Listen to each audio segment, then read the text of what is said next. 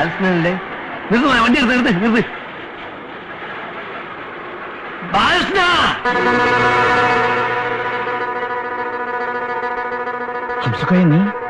നീ ഇങ്ങനെ ഇവിടെ വന്നു? എന്നെ പിടിക്കാൻ തന്നെ ശൈത്താനെ. എത്രയായി മാസ്റ്ററെ? 35 രൂപ. എന്തേ 35 ഒരു 350 വെച്ചുകൂടേനോ? ഒരു 10 ഉറുപ്പ്യ തരൂ, പറ്റുമോ?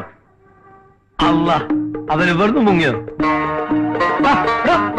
എന്റെ പൈസ തന്നിട്ടോ? ഇതുവരെ ഇവിടെ നിന്ന മനുഷ്യനാണ്, പിന്നെ കാണാതായി. ജിന്നിന്റെ ഒന്ന് കെട്ടേണ്ടത്. എന്റെ പൈസ തന്നെ കേട്ടോ.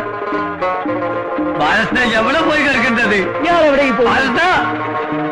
എന്റെ പൈസ തന്നോട് പറയുന്നു. എന്റെ പൈസ എടാ ബാലകൃഷ്ണ, ആഹാ ഒളിച്ചിക്കല്ലേ?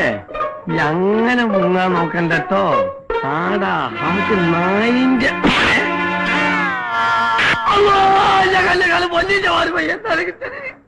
സോറി, ആ മാറിപ്പോയതാണ്, ക്ഷമിക്കണം. ഹലോ ഹലോ, ഈ വണ്ടിയിലാ വന്നത്.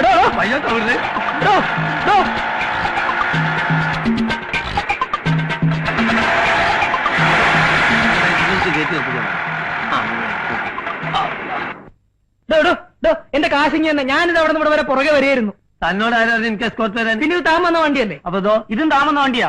അല്ല, ഇത്തരത്തിൽ എനിക്ക് വരാൻ 2 വണ്ടിയോ? നിങ്ങൾ എന്താണ് പറയുന്നത്? ഇതെന്താ ആട്ടോ സ്റ്റാൻഡാ?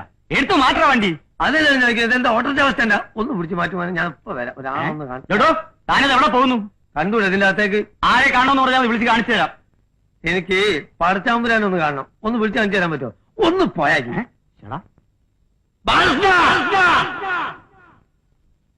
എടാ, നീ ഇതിന്റെ ഉള്ളിലല്ല, ഏത് ബഹറിന്റെ ഉള്ളിലാണെങ്കിലും അംസക്കോയ കണ്ടുപിടിക്കും.